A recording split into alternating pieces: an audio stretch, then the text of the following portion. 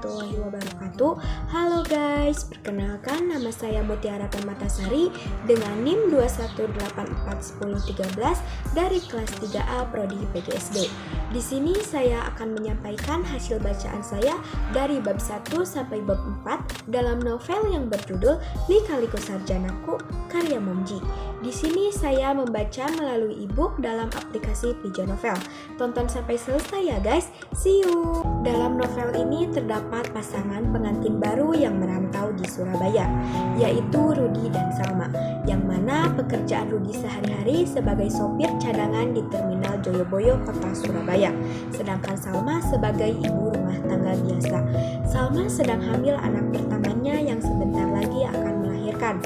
Sebelum hamil, Salma bekerja sebagai buruh mencuci dan setrika baju. Tetapi setelah hamil berumur sekitar 7 bulan, Rudi melarang Salma untuk bekerja lagi. Mereka hidupnya sangat sederhana dan tinggal di kontrakan. Meskipun hidupnya sederhana, tetapi keluarga ini sangat romantis dan harmonis. Karena Rudi setiap selesai sholat subuh selalu menemani Salma jalan-jalan pagi. Rudi selalu memuji hasil masakan yang dibuat oleh Salma, dan setiap pulang kerja Rudi selalu membawakan buah mangga madu karena makanan favorit Salma. Salma mempunyai keinginan untuk USG agar terlihat anak yang dikandungnya laki-laki atau perempuan. Tapi apa daya, hasil uang kerja Rudi sebagai supir cadangan hanya cukup untuk membayar kontrakan dan makan, sehingga Salma hanya cuman bisa bersabar dan tidak pernah mengeluh dengan keadaannya yang jauh dari cukup. Beberapa hari kemudian, tepatnya pukul 9 pagi, Salma melahirkan dan bayi tersebut diberi nama Paujan Ardiansa dengan nama panggilan Paujan. Sore harinya Salma sudah boleh dibawa pulang.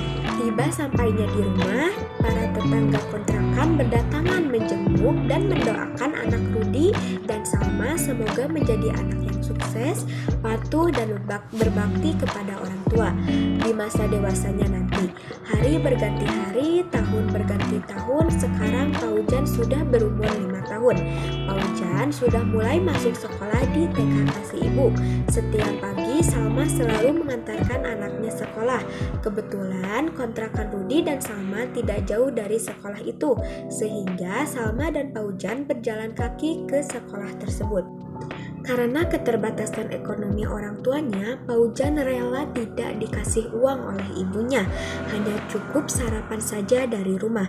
Maka pada saat jam istirahat, teman-temannya bermain sambil memakan snack yang dibeli dari ibu kantin.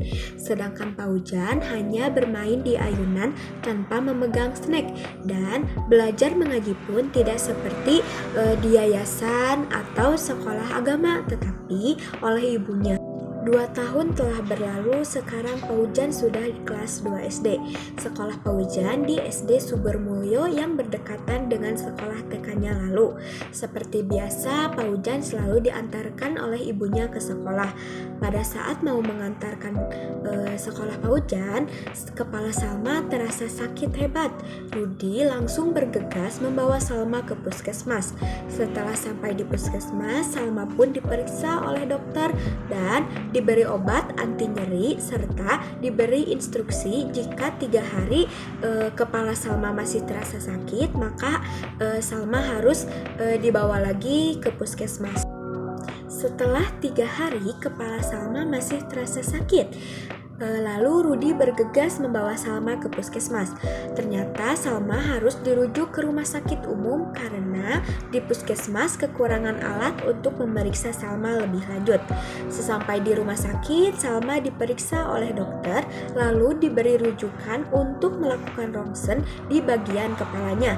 Setelah menunggu beberapa jam, hasil rongsenan Salma pun keluar dan Salma dikatakan mengidap penyakit kanker otak stadium 4. Sehingga Salma harus dirawat selama beberapa hari di rumah sakit umum.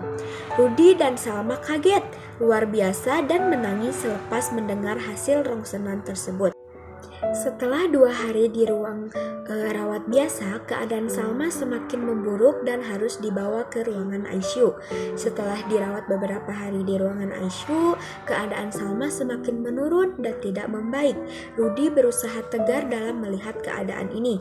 Dalam keadaan setengah sadar, Salma berpesan kepada Rudy, jika Salma meninggalkan Rudy dan Paucan, Rudy harus menjadikan anaknya seorang sarjana kelak. Rudy pun memeluk erat badan Salma yang semakin tidak berdaya dan memanggil dokter untuk memeriksa Salma. Tidak lama kemudian dokter pun datang dengan membawa alat detak jantung. Setelah diperiksa dokter, Salma pun tidak sadarkan diri dan akhirnya meninggal dunia. Kurang lebih seperti itu ya hasil bacaan saya dari novel yang berjudul Lika-Liku Sarjanaku. Mohon maaf bila ada kesalahan kata maupun ucapan. Wabillahi taufiq wal hidayah. Wassalamualaikum warahmatullahi wabarakatuh. Dadah guys, see you.